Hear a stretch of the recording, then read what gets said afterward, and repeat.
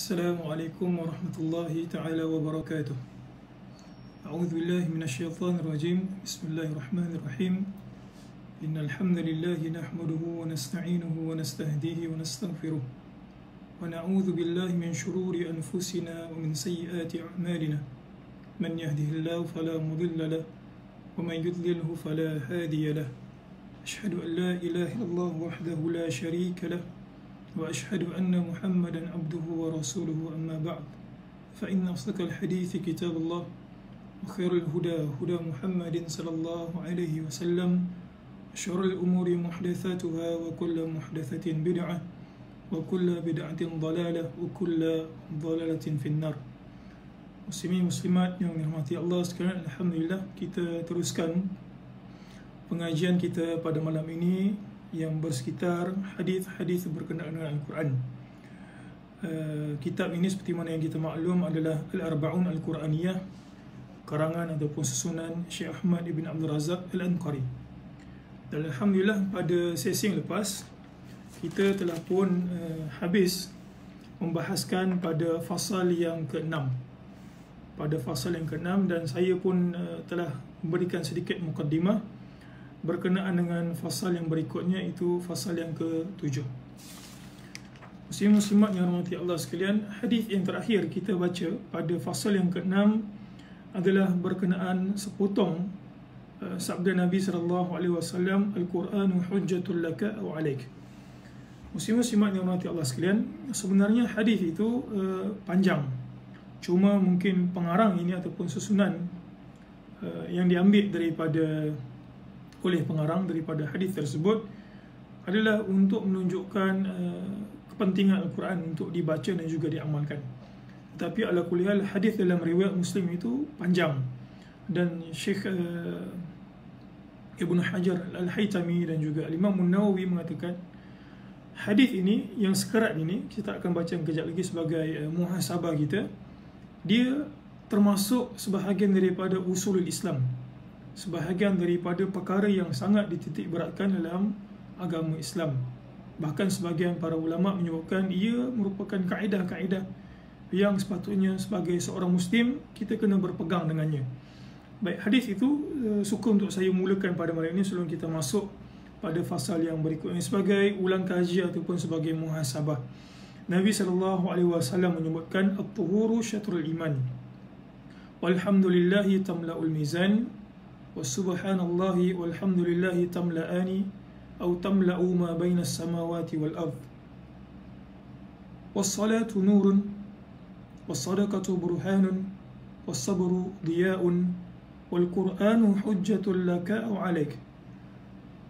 Kullun nas yaghdu faba'i'un nafsahu famu'tikuha aw mubikuha. Mungkin belakang hadis ini telah pun kita bahaskan, tetapi perkataan Nabi yang berada pada permulaan hadis itu belum sempat kita bahaskan. Ya, banyak asatizah telah pun bahaskan hadis ini, sebab hadis ini Al-Imam An-Nawawi masukkan dalam Al-Arba'un, ya, hadis 40 beliau. Baik, Nabi SAW menyebutkan at-tuhuru syatrul iman. Mungkin yang popular di kalangan masyarakat kita ini adalah lafaz an-nadhafatu minal iman. Para ulama hadis ketika membahaskan hadis an-nadhafatu minal iman dalam hadis riwayat Tirmizi itu, kalau nak dibandingkan dengan hadis ini at-tuhuru syatrul iman, maka hadis at-tuhuru syatrul iman ini lebih kuat dari sudut sanadnya, bahkan dari sudut maknanya. Manakala hadis an-nadhafatu minal iman itu merupakan hadis yang dhaif, seperti mana yang disebutkan oleh pengkritik dalam ilmu hadis. Apa beza at-tuhur dengan at-tuhur yang juga an-nadhafah? Muslim-muslimat dirahmati Allah sekalian, an-nadhafah tu kalau kita nak terjemahkan ke dalam bahasa Melayu, ia merujuk kepada kebersihan. Manakala at-tuhur adalah kesucian. Kalau kita nak bandingkan, itu sebab saya sebutkan tadi, makna di antara an-nadhafah tu dan juga at-tuhur, makna at-tuhur itu lebih kuat berbanding dengan an-nadhafah. Sebab sesuatu benda yang kita kata bersih tidak semestinya suci. Manakala benda yang suci, at-tuhur ini kalau kita terjemahkan maksudnya adalah suci, maka ia telah pun meliputi kebersihan. Mustahil satu benda itu menjadi suci kalau ia tidak bersih. Tetapi ada benda yang bersih tetapi ia tidak suci. Contohnya macam khinzir. Khinzir itu katalah kita basuh dan dia telah pun bersih, tapi ia tidak boleh dimakan. Maksudnya dalam arti kata lain, ia tidak suci. Nabi SAW sebut at-tuhuru syatrul iman. Kesucian itu termasuk ataupun sebahagian daripada iman. At-tuhur itu termasuk bahagian daripada iman. Bahkan hadis Nabi ini menunjukkan syatrun, separuh daripada keimanan. At-tuhur di sini boleh merujuk kepada kebersihan lahiriah dan juga kebersihan ataupun kesucian batin. Kesucian lahir dan juga kesucian batin. Kalau kita nak berikan contoh ketika mana satu orang itu solat, satu orang itu baca Quran, yang menjadi topik kita pada malam ini, kalau dibahaskan dari sudut tuhur, suci, fizikal, maksudnya satu orang itu berwuduk. Maksudnya dia pergi buat satu ibadah dalam keadaan bersih, dia berwuduk. Itu kita panggil sebagai tuhur dari sudut fizikal. Manakala tuhur dari sudut batin, maksudnya dalaman kita itu adalah kita ikhlas beramal kerana Allah. Itu sebab Nabi SAW mulakan hadis ini dengan sabda baginda at-tuhuru syatrul iman. Kemudian Nabi menyebutkan amalan lisan. Nabi SAW sebut walhamdulillahi tamla'ul mizan. Ucapan satu orang manusia memuji Allah Subhanahu wa taala, Nabi kata ucapan itu walaupun ringan di bibir, tetapi ia tamla'ul mizan, ia memenuhi timbangan. Manakala ucapan subhanallah walhamdulillah, Nabi SAW sebut tamla'ani. Ucapan tambah sedikit saja subhanallah alhamdulillah, maka itu telah pun memenuhi dua timbangan. Ataupun Nabi SAW sebut ia memenuhi ruang ma bainas sama'i wal ard, di antara langit dan juga bumi. Maksudnya ganjaran yang Allah Ta'ala berikan. Kemudian kenapa hadis ini menjadi usul dalam Islam dan juga kaedah sebenarnya yang sebahagian para ulama sebut, di antaranya An-Nawawi dan juga Ibnu Hajar Al-Haytami tadi, sebab kandungan hadis ini begitu besar. Nabi mula dengan tuhur, kesucian, kemudian Nabi SAW sebut amalan lisan, kemudian Nabi menyebutkan tentang amalan fizikal. Nabi SAW sebut wassalatu nurun. Siapa yang nak mendapatkan petunjuk cahaya, sama ada cahaya dia hidup dekat muka bumi ini ataupun cahaya dekat akhirat kelak, maka hendaklah dia memperbanyakkan solat. Nabi SAW sebut wassalatu nurun. Solat yang kamu kerjakan itu merupakan cahaya. Wassadaqatu burhan. Nabi menyebutkan selain daripada solat, di antara amalan yang cemerlang satu orang mukmin itu boleh buat adalah sedekah. Dan Nabi bila sebut solat, Nabi kata solat itu merupakan cahaya, petunjuk yang mencegah satu orang itu daripada melakukan kemaksiatan. Tapi bila Nabi SAW sebut berkenaan dengan sedekah, Nabi menyebutkan sedekah itu merupakan bukti. Bukti apa muslim-muslimat? Bukti bahawa satu orang itu beriman kepada Allah adalah dia mengeluarkan sedekah, memberi sedekah, membayar zakat dalam bahasa kita. Kemudian Nabi SAW sebut was-sabru diya'un. Nabi kata kesabaran itu menahan diri ketika mana satu orang ditimpa musibah, ataupun bersabar untuk melakukan ketaatan kepada Allah Ta'ala. Menahan diri daripada melakukan kemaksiatan juga termasuk sebagai pada sabar. Nabi kata diya'un. Diya'un ini adalah sinaran, satu benda yang bahang, gitu kita sebut diya'. Kemudian barulah Nabi sebut Quran. Dan di penghujung hadis itu, kesemua ini muslim-muslimat, Nabi sebut tentang kebersihan. Nabi sebut tentang kesucian. Nabi sebut tentang amalan lisan. Nabi sebut tentang solat. Nabi sebut tentang sedekah. Nabi sebut tentang Quran. Maksudnya amalan semua ini adalah tertakluk kepada anak Adam untuk melakukannya ataupun tidak. Allah Subhanahu Wa Taala berikan kita semua modal untuk melakukan amalan. Apa maksud modal untuk melakukan amalan? Allah Ta'ala berikan kita penglihatan. Allah Subhanahu Wa Taala berikan kita lisan. Allah Subhanahu Wa Taala berikan kita telinga.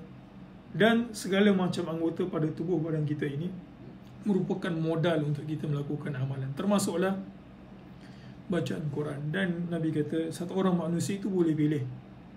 Sama ada dia itu berpagi-pagi, dia berusaha untuk menembus dirinya keluar daripada api neraka, ataupun dia membinasakan dirinya tanpa melakukan sebarang amalan, bahkan melakukan kemaksiatan kepada Allah Subhanahu Wa Taala. Jadi Al-Quran ini, saya nak sebutkan, Al-Quran ini merupakan di antara perkara yang manusia boleh lakukan untuk menebus dirinya selamat daripada api neraka. Kerana kejap lagi kita akan baca hadis-hadis Nabi SAW tentang syafaat yang Al-Quran akan berikan kepada sahibnya. Al-Faslus Sabi', fasal yang ke-7. Al-Ahadithul Warida fi Fadaili Ba'di Suwar. Hadis-hadis yang warid daripada Nabi SAW fi fadail, pada fadilat, kelebihan sebahagian daripada surah. Kenapa disebutkan fi fadail ba'di suwar? Seperti mana yang kita sebutkan, Al-Quran itu muslim-muslimat keseluruhannya dibaca merupakan mukjizat. Keseluruhannya apabila satu orang baca, Allah Subhanahu Wa Taala akan berikan setiap huruf 10 ganjaran pahala. Tetapi ada sebahagian surah, ada sebahagian ayat, dan juga ada sebahagian sekelompok surah yang bila satu orang mukmin itu beriman, membaca dan juga mentadabbur, Allah Subhanahu Wa Taala akan berikan kelebihan ataupun kebaikan tertentu. Baik, suka untuk saya recap beberapa perkara yang saya sebutkan pada sesi yang lepas. Itu adalah berkenaan dengan fadilat Al-Quran. Fadilat Al-Quran ini dapat dipecahkan kepada 3 bahagian. Fadilat Al-Quran ini dapat dipecahkan kepada 3 bahagian. Yang pertama adalah fadail al-ayat. Yang pertama adalah fadail al-ayat, kelebihan membaca ayat-ayat tertentu. Yang kedua adalah fadail as-suwar. Fadail as-suwar. Fadail as-suwar ini adalah, kalau tadi dengan membaca ayat tertentu, Allah Subhanahu Wa Taala melalui lisan Nabi SAW akan berikan ganjaran tertentu kepada orang yang membacanya. Ini pula satu surah itu apabila dibaca, maka Allah Subhanahu Wa Taala menjanjikan ganjaran tertentu. Dan yang ketiga adalah kelompok surah. Kelompok surah. Baik, saya berikan contoh ayat. Contohnya adalah membaca ayat kursi. Membaca ayat kursi, Allah Subhanahu Wa Taala berikan ganjaran tertentu. Nabi SAW, hadis ini saya dah baca pada sesi lepas. Ala kulli hal, saya bacakan sekali lagi untuk muhasabah kita bersama. Nabi SAW sebut, man qara'a ayatul kursi fi duburi kulli salatin maktubatin lam yamna'hu min dukhulil jannah illa ayyamut. Dalam hadis riwayat An-Nasa'i, Nabi kata, siapa yang baca ayat kursi ini masing-masing tak panjang. Okey, tak panjang. Dan pengkhususan ini Nabi sebut orang yang selepas dia bagi salam, assalamualaikum warahmatullahi, assalamualaikum warahmatullahi, dia istighfar, Allahumma la mani'a lima atait, lima mu'tiya lima mana, dan sebagainya, itu di antara zikir yang dibaca itu adalah ayat kursi. Nabi kata apa? Fi duburi kulli salatin maktubatin, dibaca setiap kali habis solat fardu. Nabi kata apa ganjarannya? Tidak ada yang menghalang selepas dia menyebutkan ayat kursi itu ataupun membacakan ayat kursi itu untuk masuk ke dalam syurga, melainkan kematian. Dalam arti kata lain, katalah dia mati, setelah dia keluar solat, katalah dia keluar solat, keluar masjid, dilanggar kereta. dan selepas solat sebentar tadi sebelum dilanggar, dia baca ayat kursi, maka Nabi SAW kata dia itu akan masuk ke dalam syurga. Jadi ini Nabi beritahu ada ayat tertentu yang bila satu orang baca, Allah Ta'ala berikan ganjaran kebaikan tertentu. Yang kedua adalah Fadail As-Suwar. Satu tadi ayat yang lebih pendek, ini pula satu keseluruhan surah. Di antaranya adalah membaca surah Al-Mulk yang akan memberikan syafaat. Nanti kita akan baca pada hadis yang ada dalam kitab ini. Nak bagi tahu, membaca surah tertentu, keseluruhan surah, Allah Subhanahu Wa Taala berikan ganjaran kebaikan. Dan yang ketiga ini adalah kumpulan surah. Macam mana kumpulan surah ni? Sebab muslim-muslimat dalam siapa yang mengaji ulumul Quran, dia tahu bahawa para ulama membahagikan surah-surah dalam Quran ini mengikut kepanjangannya dan diberikan nama. Di antara penamaan yang para ulama berikan adalah At-Tiwal. Alif Lam To Waw Alif Lam At-Tiwal, maksudnya adalah surah-surah yang panjang. Kita ada kategori ayat Quran ataupun surah Al-Quran Al-Mufassal, di mana dia punya ayat pendek-pendek. Dia punya fasal tu, ayat 1 ke ayat 2, ayat 2 ke ayat 3 tu pendek-pendek sahaja. Maka itu penamaannya. Kita juga ada Al-Mi'in. Mi'in ini adalah ayat Al-Quran, surah Al-Quran yang mengandungi lebih kurang ayatnya 100 lebih ataupun kurang daripada 100 ataupun menghampiri 100. Jadi ada kelebihan tertentu. Sebahagian hadis itu dhaif. Saya bacakan juga. Di antaranya adalah perkataan Ibnu Abbas. Okay. Kelompok surah Hamim. Kelompok surah Hamim. Kelompok surah Hamim ini maksudnya adalah ayat-ayat atau surah-surah Al-Quran yang dibuka dengan firman Allah Hamim. Baik, Ibnu Abbas kata, inna likulli syai'in lubaban. Sesungguhnya bagi setiap satu itu ada lubab, ada intipatinya. Walubabul Quran, dan intipati Al-Quran itu adalah Hamim. Surah-surah yang bermula dengan Hamim. Di antaranya adalah Ghafir, di antaranya juga adalah Fussilat, dan juga di antaranya adalah surah Syura. Jadi ini muslim-muslimat, ada 3 bentuk fadail ataupun 3 jenis fadail yang Nabi SAW sebutkan kepada kita, mana bila kita baca, ganjaran tertentu Allah Ta'ala janjikan. Baik, kita masuk kepada hadis yang pertama dalam fasal yang ke-7 ini. Al-Hadith Rabi' wa Thalathun. Hadis yang ke-34. Siapa yang ada kitab, bolehlah buka hadis yang ke-34. Dan pengarang ini menyusun fadilat yang pertama adalah surah Fatihah, surah Al-Fatihah. Kerana surah Al-Fatihah ini mustahil satu orang yang mengaku mukmin itu tak baca. Okay. Mustahil tak dibaca sehari.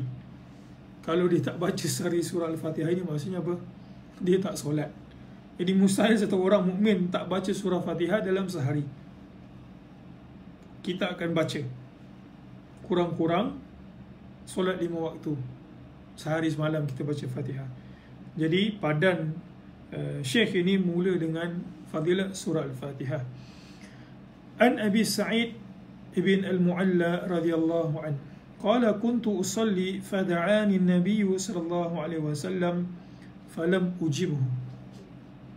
Qultu ya Rasulullah, inni kuntu usalli. Qala alam yaqulillah istajibu lillahi wa lirrasul idza da'akum. ثم قال ألا أعلمك أعظم سورة في القرآن قبل أن تخرج من المسجد. فأخذ بيدي فلما أردنا أن نخرج قلت يا رسول الله إنك قلت لأعلمنك أعظم سورة من القرآن. قال الحمد لله رب العالمين هي السبع المثاني والقرآن العظيم alladhi utitu. Rawahul Bukhari. Baik. Sebenarnya surah Fatihah ini mengandungi banyak fadilat. Selain daripada fadilat yang disebutkan ataupun dinukarkan oleh Syekh Iri dalam kitab beliau. Cuma nak bagi tahu surah Fatihah ni ada fadilatnya. Seperti mana kita sebutkan sekali lagi, tak semua surah itu ada fadilat. Mungkin ada sebahagian orang yang mungkin mencipta-cipta fadilat dan benda tersebut telah pun berlaku zaman berzaman. Di antara yang terkenal, siapa yang dalam kuliah ataupun dalam pengkhususan pengajian Islam, dia akan kenal satu orang bernama Nuh bin Abi Maryam. Nuh bin Abi Maryam ini sendiri mengaku bahawa beliau mencipta surah tertentu ataupun ayat tertentu mengandungi fadilat tertentu. Bahkan Nuh bin Abi Maryam mencipta semua fadilat dalam Al-Quran. Kita ada berapa surah dalam Al-Quran? Kita ada 114 surah. Beliau mencipta kesemua surah. Itu ada fadilatnya. Dan bila ditanya, daripada mana kau datangkan fadilat ini, dia kata, aku cipta sendiri. Jadi tak heran seperti mana berlaku pada zaman dahulu muslim-muslimat. Benda ini suka untuk kita ingatkan juga berlaku pada zaman sekarang. Mungkin ada orang yang suka bercerita, dia mungkin bukanlah pengkhususan dalam bidang agama, kemudian dia pun taklah begitu banyak mengkaji, dia pun sekadar jumpa mana-mana buku, tengok-tengok dia ambil buku Nuh bin Abi Maryam yang cipta surah Al-Quran, cipta fadilat tertentu pada surah tertentu, pada ayat tertentu, dia pun nukilkan. Kita juga pernah mendengar ada sebahagian penceramah sebutkan kalau nak masak baca ayat ini ada fadilatnya, kalau nak anak jadi cerdik baca ayat ini, kalau nak masuk periksa baca ayat ini. Ketahuilah muslim-muslimat, kita mestilah berpegang kepada apa sahaja yang Nabi SAW sebutkan dan kita berpada dengan apa yang Nabi SAW sebutkan kepada kita. Kalau tak, agama ini akan menjadi kacau bilau. Yang kedua, seolah kita ini menjadi curu cakap kepada Allah Subhanahu Wa Taala, yang mana Allah Taala sendiri tak sebutkan bahawa dia akan berikan ganjaran tersebut. Tiba-tiba manusia ini pula, sebahagian makhluk Allah Taala, pandai-pandai mencipta bagi pihak Allah Subhanahu Wa Taala, kata ini janji tertentu nanti Allah Taala bagi, sedangkan benda tersebut tak boleh seperti itu. Jadi kita berpada dengan apa yang ada. Sedikit selingan supaya kita ini sedar bahawa tak semua surah dan juga ayat dalam Quran itu mengandungi fadilat. Fadilat tertentu maksudnya. Kita dah sebut tadi, Al-Quran itu secara keseluruhan ayatnya adalah mukjizat. Secara keseluruhannya bila dibaca, Allah Ta'ala akan berikan satu huruf 10 ganjaran kebaikan. Baik, jadi Abu Sa'id bin Al-Mu'alla radhiyallahu an qala kuntu usalli. Satu hari Abu Sa'id, bukan Abu Sa'id Al-Khudri, Abu Sa'id bin Al-Mu'alla, satu hari beliau ini solat. Sedang beliau solat, Nabi SAW panggil kat dia. Dia kata, wahai Abu Sa'id. Qala kuntu usalli. Dia kata, aku solat. Fada'ani Nabi. Yang panggil dia itu bukan sembarangan orang. Yang panggil dia itu adalah Nabi SAW. Di sini Nabi telah pun meninggal dunia. Di antara manusia yang kita kena muliakan, kalau kita nak susun itu, dia punya tangga itu, mungkin ada sebagian orang muliakan bos, ada sebagian orang yang lebihkan kekasih dia. Tapi yang ada dalam nas Al-Quran dan juga hadis Nabi SAW, secara isyaratnya, kita mestilah memuliakan orang tua ataupun ibu bapa. Katalah kalau satu orang, ini menjadi perbahasan fiqah, katalah ada satu orang tengah solat, kemudian mak bapak dia panggil. Apakah dia itu perlu menjawabnya ataupun tidak? Wallahu alam, itu bergantung kepada, ada sebahagian para ulama kata tengok solat mana. Kalau solat fardu, maka didahulukan hak Allah Subhanahu Wa Taala. Kalaulah yang dia solat itu tiba-tiba mak dia panggil, solat sunat, Maka sebahagian para ulama kata kena dahulukan panggilan orang tua, terutama sekali bila mak panggil. Bukan maksudnya kena diskriminasi ayah, tak. Cuma ada nas Nabi SAW bila ditanya, Nabi jawab makmu 3 kali bermakna dengan ayah. 3 ni sebab 1. Juga pengorbanan ibu melahirkan. Jadi semua-semua itulah. Ada sebahagian pula kata tak, tetap didahulukan hak Allah Subhanahu Wa Taala dan dia bergantung kepada keperluan mak bapak tersebut. Katalah kalau mak bapak dia tiba-tiba bukan panggil sebab nak minta tolong, tapi panggil itu kerana kecemasan. Mungkin nak tolong beli barang itu mungkin boleh tangguh. Tapi kalau dia panggil kerana kecemasan, maka patut dibatalkan solat sunat tersebut menyahut seruan panggilan ibu ataupun ayah. Ataupun sekiranya orang tuanya itu sensitif, kalau tak disahut dia akan merajuk, maka batalkan solat, pergi menyahut panggilan ibu ayah. Allah alam, ini merupakan pendapat yang lebih mu'tadil dalam masalah ini. Kalau sekiranya sekadar nak suruh beli barang, maksudnya keperluan yang boleh ditangguhkan, maka si anak tahu kalau ayah dia, mak bapak dia panggil dia, kemudian dia beritahu ayah tadi, mak tadi solat tak sempat, minta maaf, kata tengah solat, dengar tapi tak sempat, dan dia tahu ayah dia okey dengan benda tersebut, maka proceed dengan solat berbanding dengan menjawab panggilan mak ayah. Tapi dalam kes ini muslim-muslimat, dia lain sikit. Ini adalah manusia yang paling special yang wujud dekat muka bumi Allah Subhanahu Wa Taala, manusia yang paling afdal, seafdal-afdal manusia, iaitu Nabi SAW. Jadi pada fikiran Abu Sa'id Al-Mu'alla ini, kena didahulukan solat. Maksudnya solat sah-sah ini merupakan solat sunat, Nabi SAW panggil dia. Sebab kalaulah solat fardu, Nabi akan jadi imam dan mustahil Nabi panggil dalam solat fardu, sedangkan Nabi itu imam. Falam ujibhu, Abu Sa'id Al-Mu'alla kata, aku tak jawab panggilan Nabi. Pada fikiran dia, sekali lagi saya sebutkan, pada fikiran dia kena dahulukan hak Allah Subhanahu Wa Taala dalam solat. Qultu ya Rasulullah inni kuntu usalli. Dia kata, wahai Rasul, tadi aku dengar tapi aku ini tengah sembahyang. Qala alam yakulillah. Baik, ini teguran Nabi kepada para sahabat. Di antaranya adalah Abu Sa'id Al-Mu'alla ini.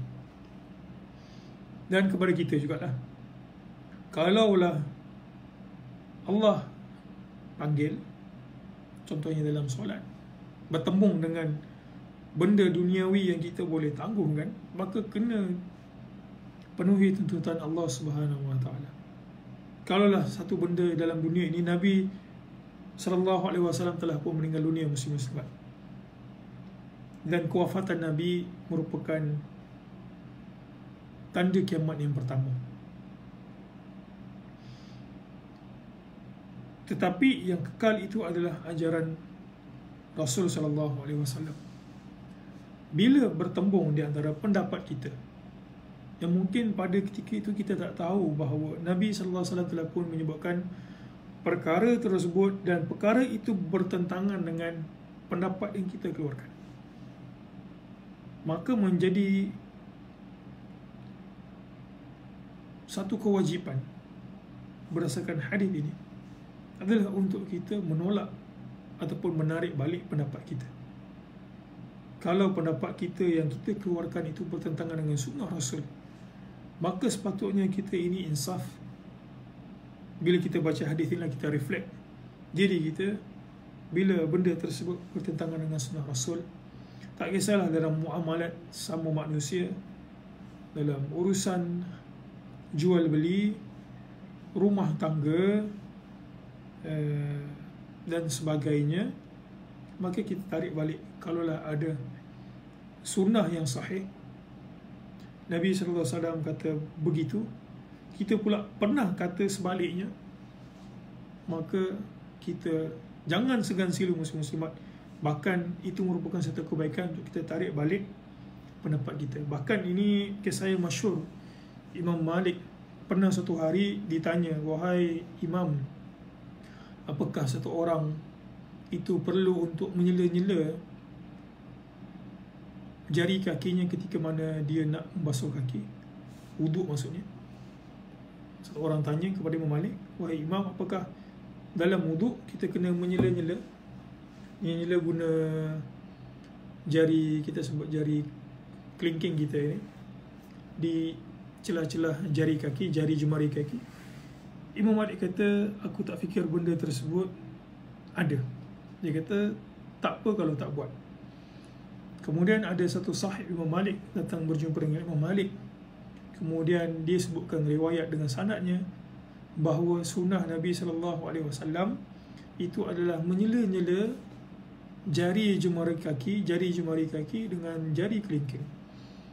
Dan insaf Imam Malik, kita tahu bahawa mereka itu walaupun bertaraf imam, tapi kita tidak menafikan bahawa taklah semua keseluruhan ilmu dekat muka bumi Allah Ta'ala berikan kepada manusia ini, mereka semua tahu.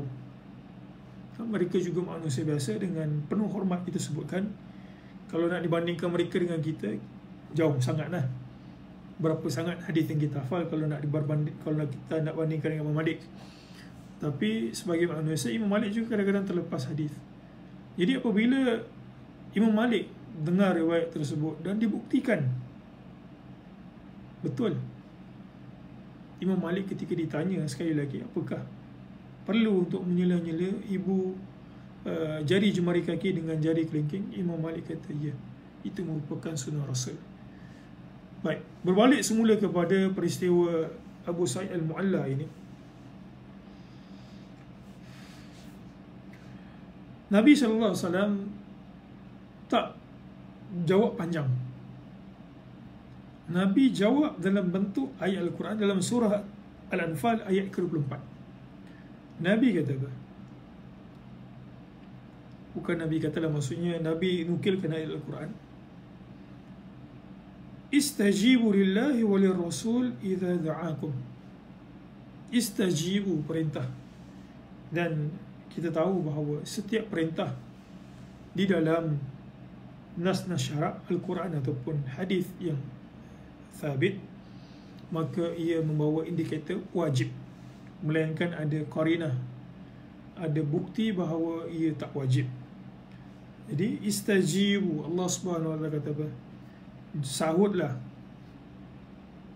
seruan lillahi walir rasul, Allah Subhanahu wa taala dan juga Rasul, idza da'akum, jika Allah dan juga Rasul yang memanggil kamu. Maksudnya nas-nas itu, bila kita jumpa nas Al-Quran, bila kita jumpa nas hadis, itu adalah khitab kepada kita. Maksudnya Allah berbicara kepada kita. Bila kita baca Quran, Allah Ta'ala berbicara kepada kita dalam bahasa kita mudah fahamlah. Bila kita baca hadis Nabi SAW, walaupun perkataan Nabi itu tertuju kepada para sahabat, peristiwa itu sahabat nampak, tetapi ia juga tertuju kepada kita. Idza da'akum. Dan dalam konteks ini lebih kita kata apa, bentuknya adalah fizikal. Nabi panggil secara langsung, kata wahai Abu Sa'id Al-Mu'alla, dan dia tak menjawab. Fahamlah kita bahawa kalaulah Nabi panggil dalam solat ini, apatah lagi kalau di luar solat, maka wajib untuk, kalau kita hidup zaman tu lah, wajib untuk kita kata ya wahai Rasul, aku sambut seruanmu ataupun panggilanmu. Kalau kita banyak baca hadis Nabi SAW, kita akan tahu di antara lafaz yang para sahabat guna untuk menyambut seruan Rasul SAW adalah bi abi anta wa ummi. Wahai Rasul, aku tebus mak ayah aku untuk menyambut seruanmu. Bi abi anta wa ummi. Baik, selesai daripada itu, jadi Nabi berikan pengajaran kepada Abu Sa'id Al-Mu'alla, kalau aku panggil, maka apa sahaja yang kau tengah lakukan, cancel untuk sambut seruan aku. Thumma qala, kemudian Nabi nak memberikan pengajaran lain kepada Abu Sa'id Al-Mu'alla. Nabi kata apa?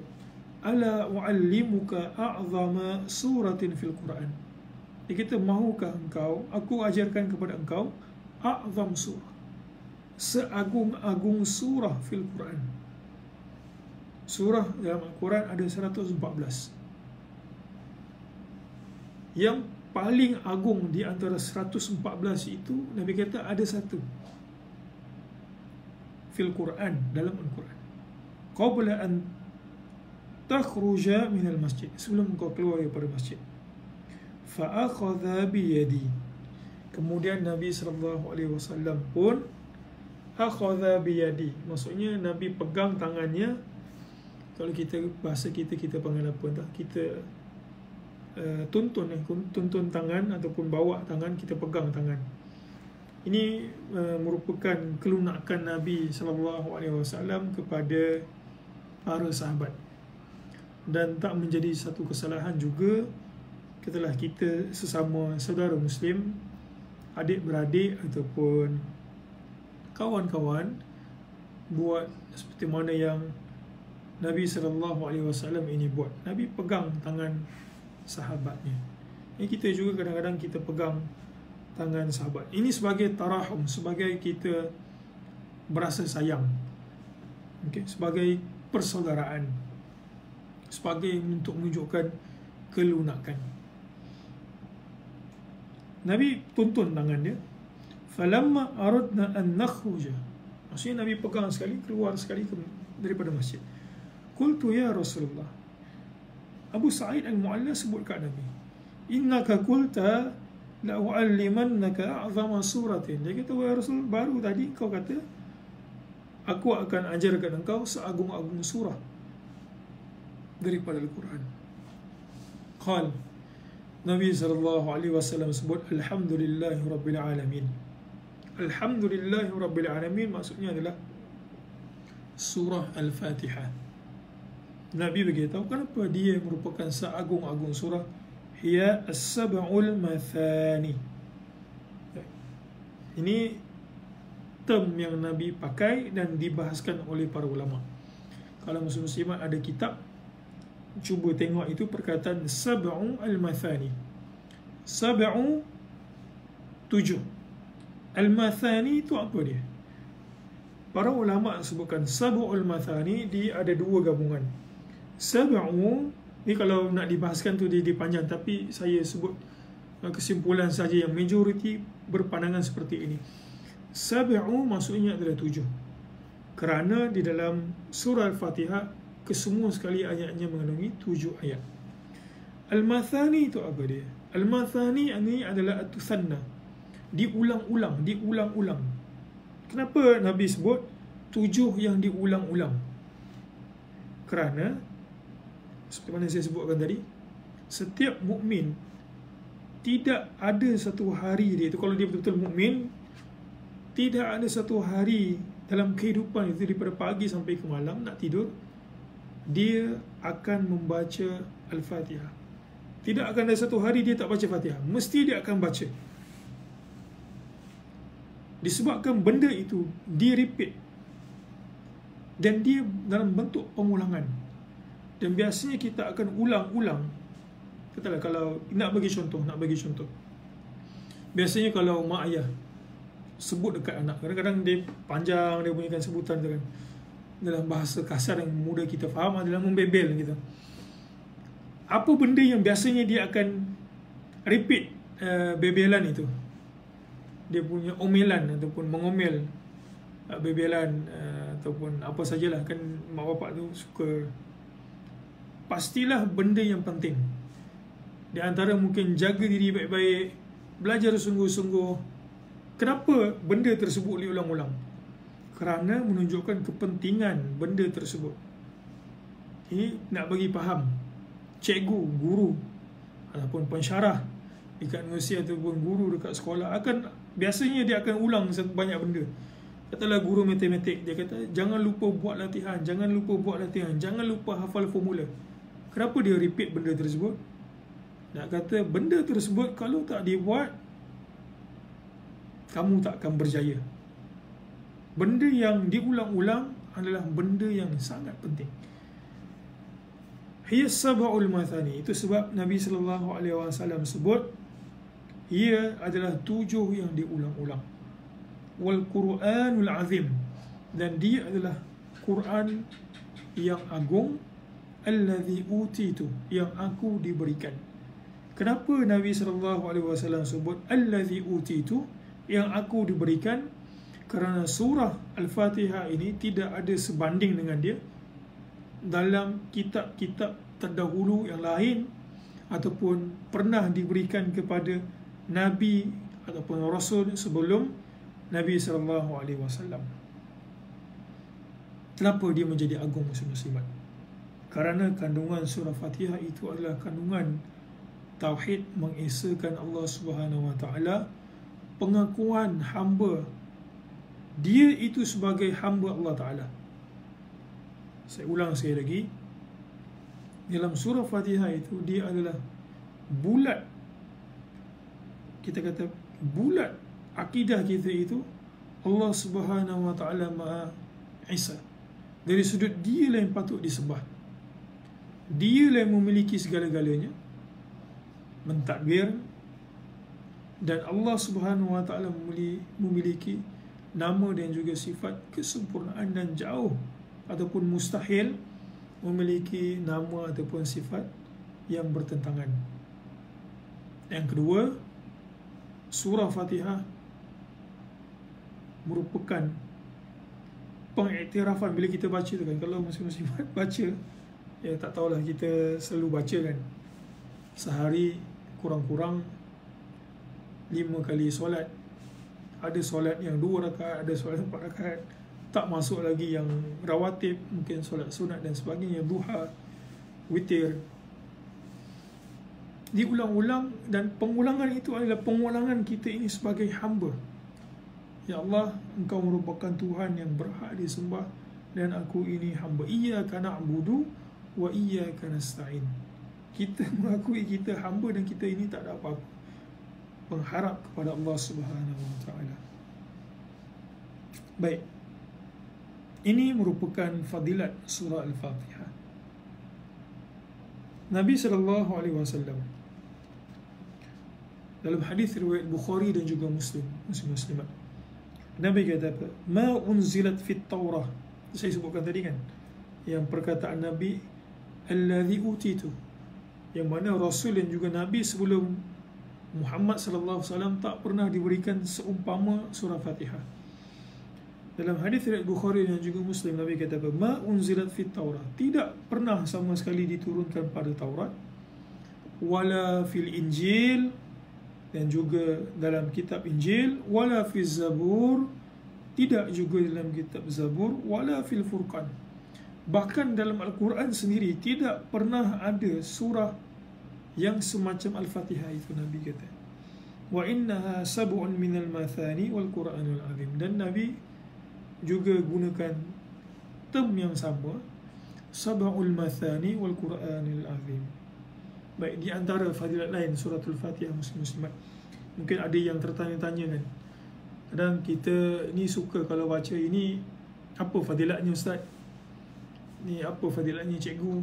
Ini macam mana kita nak bagi cerah, kita kata apa, cerah hati ataupun tenang hati.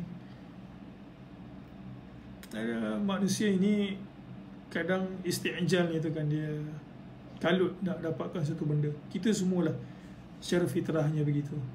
Cuma yang membezakan kita di antara orang yang beriman adalah orang yang beriman dan juga berilmu, beramal dengan ilmu dia, adalah dia dapat mengawal dia punya isti'jal itu, kekalutan.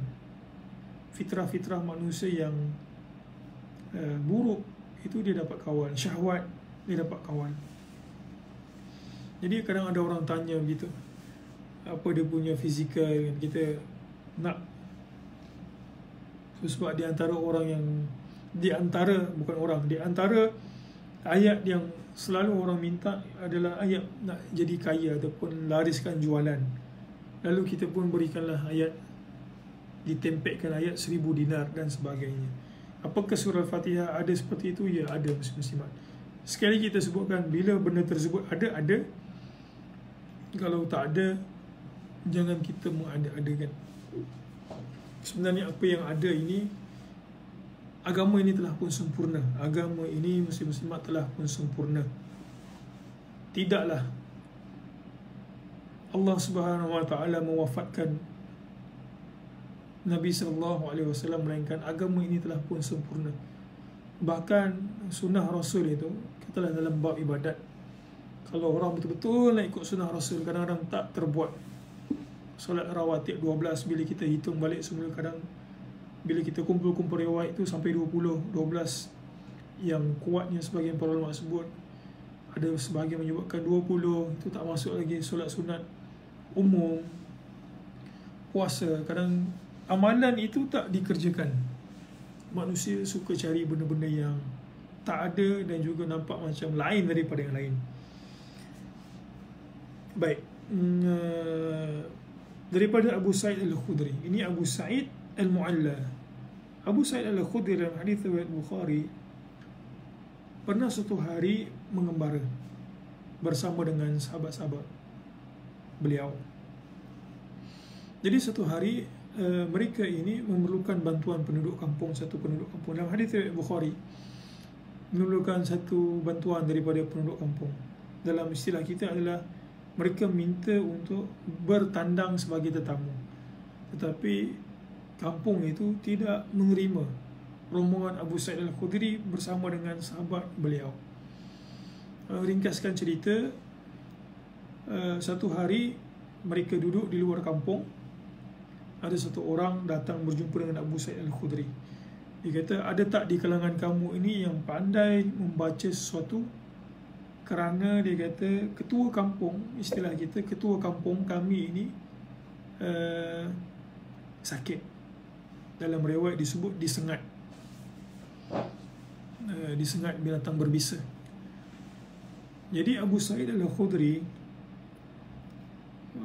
disebabkan dia, kita kata apa, dia ada perasaan bahawa dia tu minta untuk bertandang. Adat orang Arab ini biasanya mereka sangat memuliakan tetamu. Tapi bila mereka nak bertandang ke kampung itu, mungkin minta sedikit makanan, mungkin tempat berteduh, taklah mesti duduk dalam rumah, mereka tolak. Tapi bila mereka susah, mereka minta tolong rombongan Abu Sa'id Al-Khudri.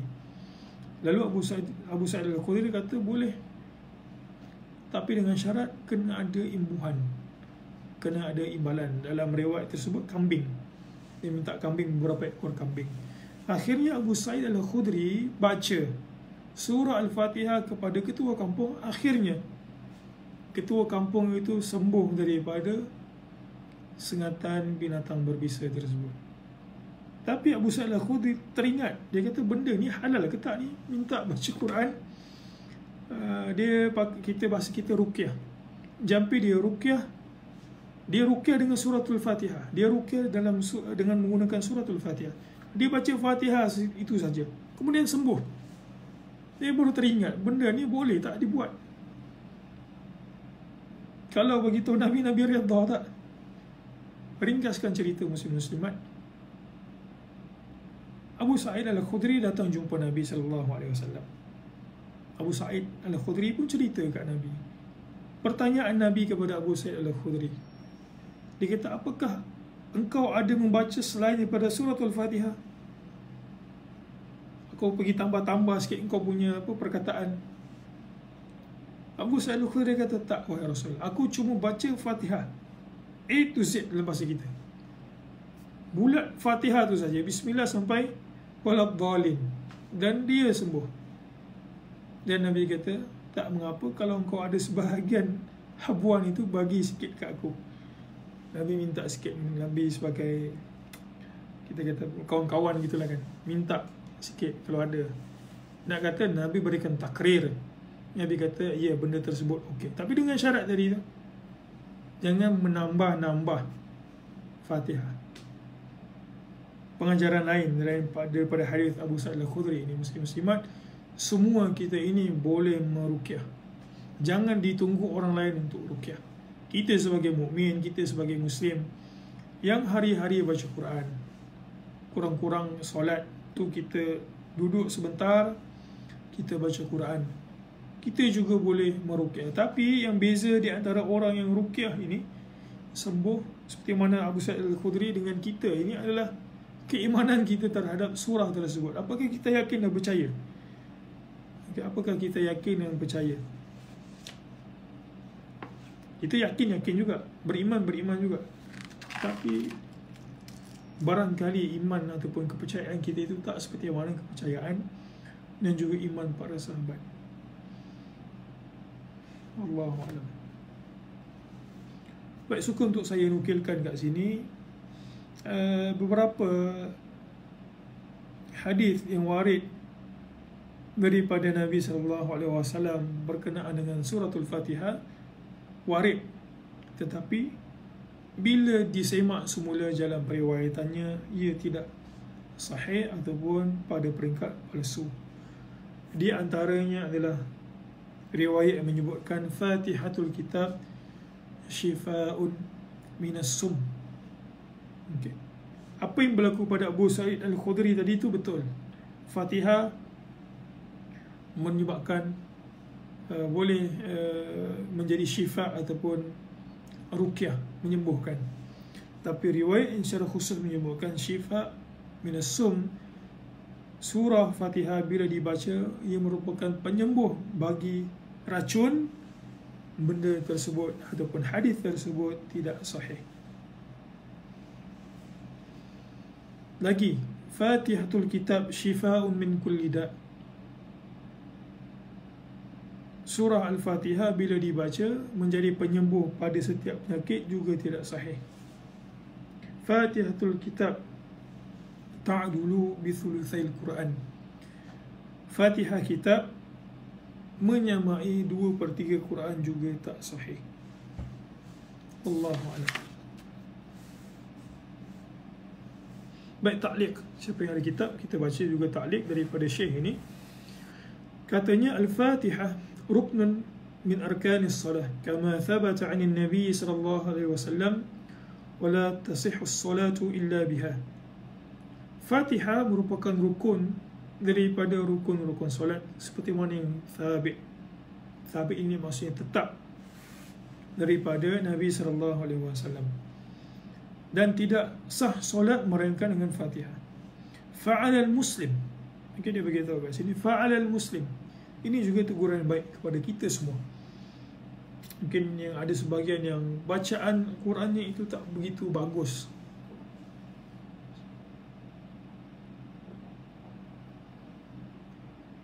Tapi tak mahu cuba untuk membaiki bacaan, terutama sekali Fatihah yang Syekh ini sebut di permulaan kata rukun. Fa'alal muslim ay yusahiha tilawatahu. Syekh ini memberikan teguran, maka setiap muslim hendaklah dia membetulkan bacaan tilawah. Tilawah tu bacaan lah. Inda qira'atihi li suratil Fatihah, ketika mana dia membaca surah Fatihah. Kadang kita ini sebagai muslim, kita nak tunjukkan bahawa kita ini muslim yang bagus, kita pergi ke sana, kita mungkin buat program macam-macam, nak kata apa, program sedekah, program itu ini, kata semangat untuk bangunkan Islam. Benda tersebut tak salah. Sekali disebut, benda tersebut tak salah, bahkan bagus. Kerana benda-benda program seperti ini menyumbang, buat program membela agama. Mungkin ada yang suka rad, suka apa, lawan syubhat ni kan, syubhat konspirasi, syubhat orientalis, benda tu bagus. Jazakumullahu khairah ataupun jazahumullahu khairah. Benda tersebut Allah Ta'ala mudah-mudahan berikan kebaikan. Tetapi tak dapat dinafikan sebahagian orang yang ada kecenderungan ataupun semangat berkobar-kobar untuk bela agama ini, bila kita semak dia punya basic, antara basic ni lah bacaan Quran ini tak bagus. Suruh baca Fatihah pun dia boleh baca, tapi dengan tajwid yang salah. Jadi apalah kiranya satu orang Muslim itu, kalau dia ingin, sebelum dia ingin membela agama ataupun pergi lebih lanjut, macam mana satu orang tu nak pergi berjihad, okay, berjihad, sedangkan dia tak tahu syarat-syarat dan juga rukun jihad, benda tersebut hanya akan menghasilkan kesesatan. Bagaimana pula satu orang itu nak kata Islam begitu begini, kita membela Islam sedangkan bacaan Fatihahnya sendiri pun tak betul lagi. Dia kata apa? Ala yadi syaikhi mujazin bil Quran. Dia kata dia baca betulkan Fatihah di hadapan siapa? Di hadapan syekh yang ada ijazah Al-Quran. Dia kata betul lah seperti mana yang Nabi SAW ajarkan bacaan Fatihah. Ghair tanattu', tapi jangan berlebihan. Kita dah sebut dulu tentang orang ini kadang-kadang belajar tajwid sebelum tajwidnya okey, tapi bila belajar tajwid yang mungkin mana-mana begitu memberat-beratkan, taranum, biasa dia baca Quran elok saja, belajar taranum dia pula mungkin tak ada, kita apa, tidak ada kelebihan nak bertaranum, jadi pelik-pelik gitu. Daripada baik jadi pelik. Wala mani'ah, dia kata tidak ada halangan, akhil karim, an tamkutha fi ta'allumi wa tashih tilawatik. Dia kata tak mengapa wahai saudaraku yang mulia untuk engkau ini duduk sebentar, belajar dan juga memperbaiki tilawahmu lil Fatihati usbu'an aw syahran. Walaupun engkau duduk tu selama seminggu ataupun bahkan engkau duduk itu selama sebulan. Kalaulah dengan sebulan itu kau punya Fatihah jadi perfect, ataupun seminggu jadi perfect, bahkan berbulan-bulan juga pun tak mengapa. Kalau benda itu jadi perfect, itu merupakan satu benda yang sangat besar. Sekali lagi, balik semula kerana Fatihah ini muslim-muslimat, kalau ia tak dibaca ataupun dibaca tetapi tak betul, maka solatnya juga tak diterima.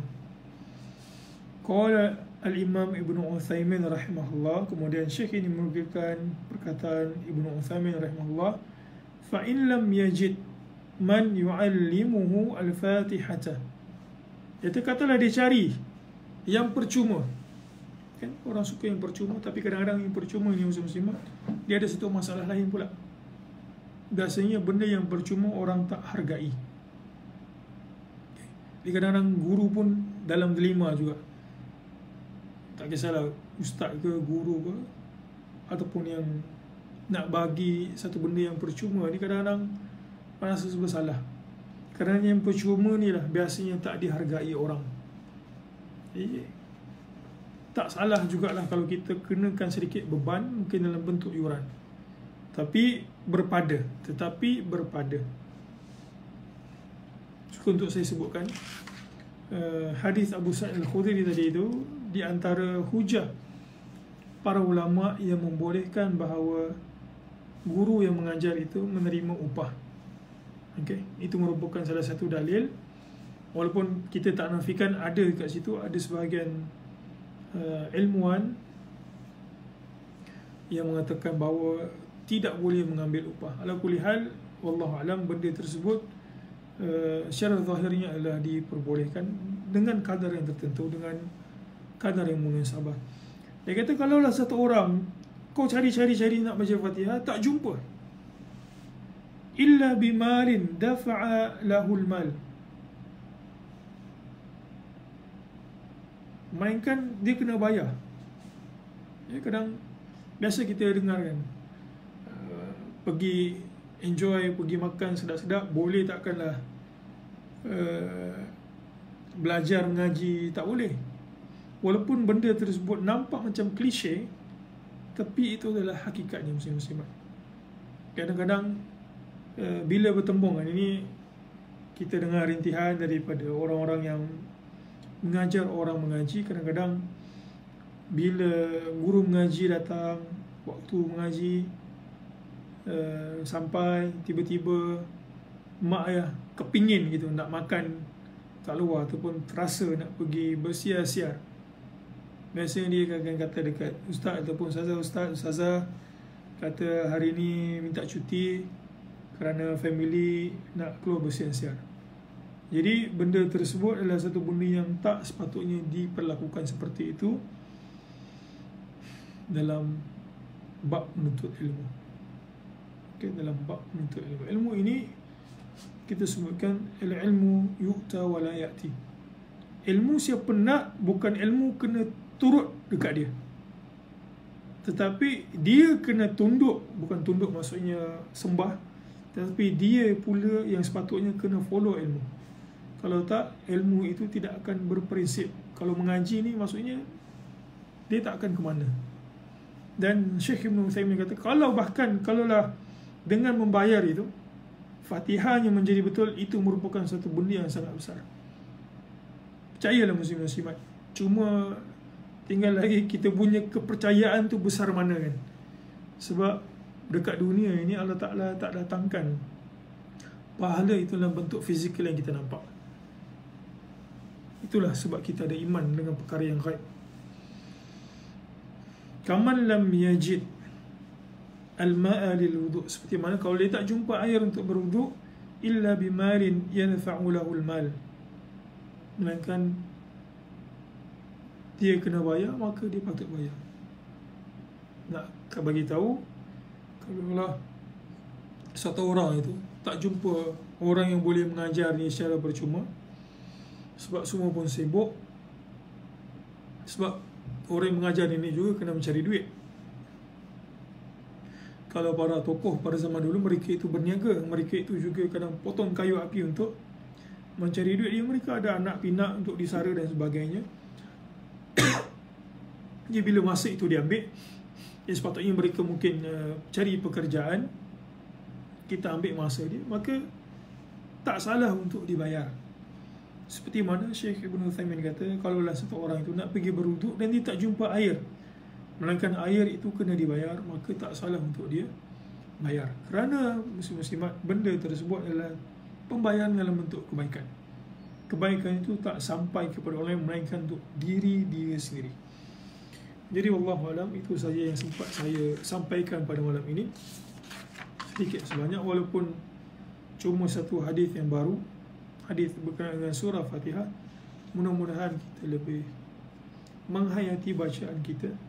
Kita baca dengan tadabbur dan juga mengambil faedah seperti mana yang hadis-hadis ini sebutkan. Hadis tentang Abu Sa'id Al-Mu'alla, hadis Abu Sa'id Al-Khudri yang jampikan orang dengan suratul Fatihah dan sebagainya. Wallahu a'lam. InsyaAllah kita akan sambung pada sesi yang akan datang.